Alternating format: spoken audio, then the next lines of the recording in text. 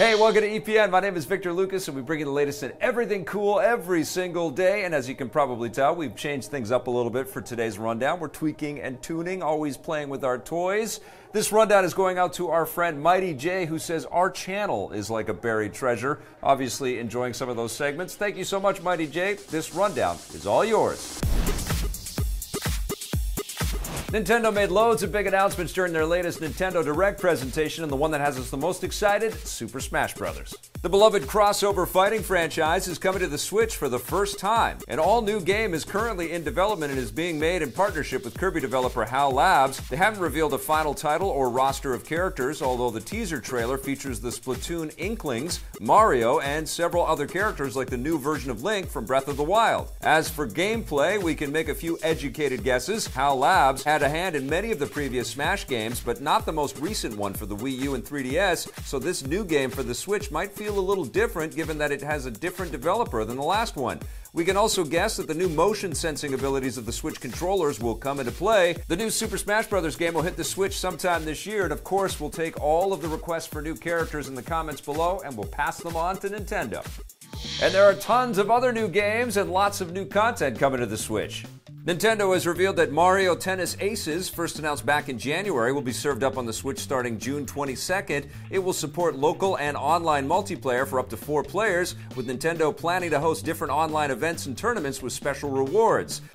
The 2014 Wii U game Captain Toad Treasure Tracker is coming to the Switch, as well as the 3DS. The new versions will include the entire original game along with new levels, and on the Switch there will be a new 2-player mode. This isn't the first Wii U port, and it certainly won't be the last. Since the Wii U undersold, Nintendo wants to re-release these games to give people a chance to play them for the first time. The new Captain Toad arrives July 13th. Last year's colorful shooter Splatoon 2 is getting a surprise new batch of content. Nintendo has announced the Splatoon 2 Octo expansion, giving players an entire new story campaign featuring 80 new single-player levels and introducing a new playable character.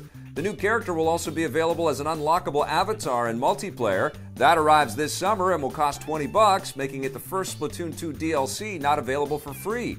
The game isn't finished with free content though. Splatoon 2 is also getting the free 3.0 update, which adds new multiplayer stages, weapons, and gear. It arrives next month. On the subject of free DLC, the new Switch game Kirby Star Allies will be getting a season of free post-launch DLC, adding new characters and abilities. Nintendo has been offering free DLC for most of their other big Switch exclusives like ARMS, and it seems to have paid off, making players more interested in buying the base games. Kirby Star Allies launches next week. The new Switch version of Dark Souls is getting its own amiibo figure. Who could have called that one? It's the Knight Solaire of Astoria, who players might remember as being much more friendly and helpful than most of the characters in the terrifying game. The amiibo won't really make the game easier though. Tapping it will unlock a special Praise the Sun emote for your character. Dark Souls Remastered hits the Switch and other platforms this May. Another hardcore game coming to the Switch, the No More Heroes spin-off Travis Strikes Again, got its first gameplay reveal. It retains the third-person perspective and fast-paced melee combat of the original games, but this time around Travis will journey through different arcade-style game worlds, so there will be loads of different locations and enemies. Travis Strikes Again will strike later this year. The action painting game Okami is being re-released yet again. Okami HD is coming to the Switch this summer, offering the same content as last year's version that was released on the PS4 and Xbox One. First released on the PS2 in 2006, Okami has been re-released many times, including on the original Wii. Big AAA games aren't the only things coming to the Switch because it's about to get a lot more indie games. The 2015 RPG Undertale is coming to the Switch, and the system isn't just getting the game, it's also getting the game engine known as Game Maker Studio 2, which powers Undertale and many other big indie titles like Hotline Miami and Spelunky. This will make it possible for developers of those games and others to port their titles to the Switch for the first time, which means we will likely be seeing a lot more indie games hitting the Switch in the near future. Nintendo has been bringing other indie titles to the Switch through their Nindies publishing initiative, which has helped make the Switch a success with indie fans. And with all these big new games coming to the Switch, Nintendo isn't abandoning the 3DS as quickly as you might have thought. Nintendo has announced several new titles for the 3DS, and one of them isn't coming out until 2019. It's called Mario & Luigi Bowser's Inside Story plus Bowser Jr.'s Journey, and is a remake of the 2009 DS game Mario & Luigi Bowser's Inside Story, albeit with a new story chapter focusing on Bowser Jr. The interesting thing about it not arriving until 2019 is that Nintendo had previously stated that they were going to end support for the 3DS at the end of 2018, so it looks like they've decided to stick with the 8-year-old system a little bit longer. The strong sales of the 3DS probably helped with that decision. The 3DS is getting another remake, and this one's coming this year. It's a full-fledged remake of the original Luigi's Mansion, first released on the GameCube in 2001. It will redo the entire story with new graphics and audio, and Nintendo is also creating a new boss rush mode. They haven't announced a release window, but say it will haunt the 3DS later this year.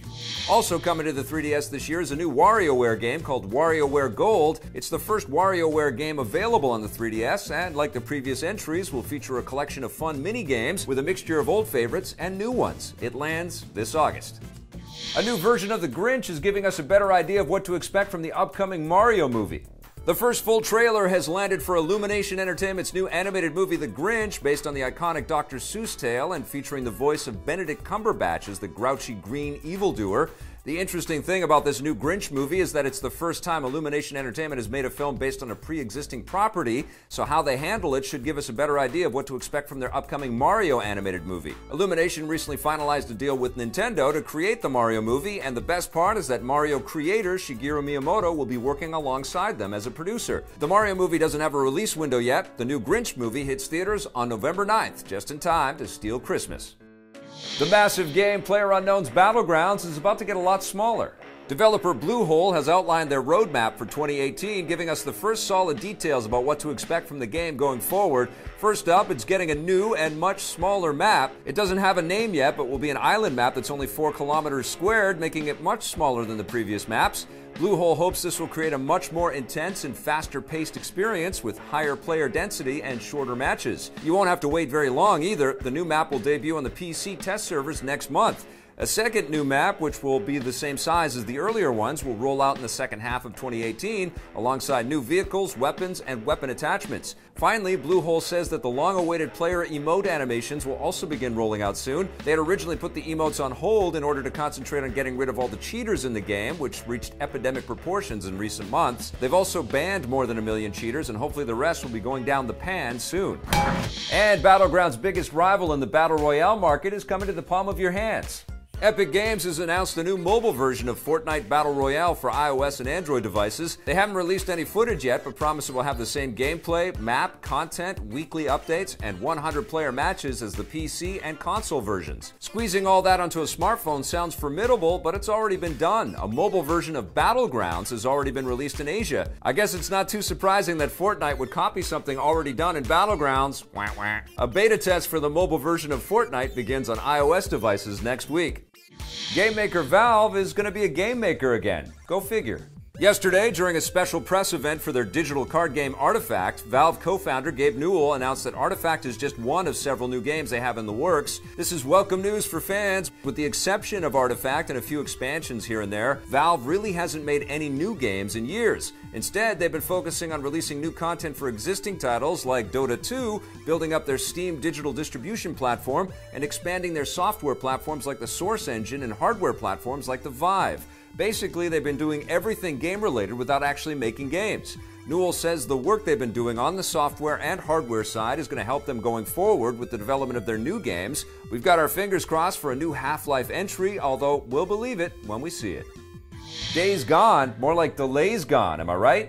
The new PS4 exclusive zombie game has been delayed. It was originally slated to land before the end of 2018, but according to Sony's official website, it will now land sometime in 2019. A more precise release window hasn't been named, and Sony also hasn't said why the game has been pushed back. Days Gone was first announced at E3 2016 and is being developed by Sony's Bend Studio, the same team behind the Siphon Filter series. It will star Being Human actor Sam Witwer as a bounty hunter struggling to survive in a post-apocalyptic world filled with loads and loads and loads of zombies. It looks like Disney won't be doing too much Mickey Mousing with 20th Century Fox after they buy up the studio. With Disney currently in the process of buying 20th Century Fox and all of its subsidiaries, there's at least one Fox subsidiary that won't be affected too much by the deal. Speaking with shareholders, Disney CEO Bob Iger revealed that they don't plan to interfere with the operations of the subsidiary Fox Searchlight, which produces high-end movies like Three Billboards Outside Ebbing, Missouri, and recent Best Picture winner The Shape of Water. Iger points out that Fox Searchlight is in the business of making high-quality films, and Disney wants to maintain that business model. This is good news for movie buffs and means Fox Searchlight will likely have the same creative control enjoyed by other big Disney subsidiaries like Pixar, Marvel, and Lucasfilm. It also bodes well for other Fox subsidiaries, but we'll have to wait until the acquisition is finished before we know for sure. The acquisition is huge, valued at more than $52 billion, and won't be finalized anytime soon. That wraps us up for the rundown today. Thank you so much for watching. Let us know what you think of our new setup in the comments below. And remember, we've got tons of other content for you to check out. So if you do that and you dig it, hit subscribe, that little bell, and if you're so inclined, that sponsorship button too.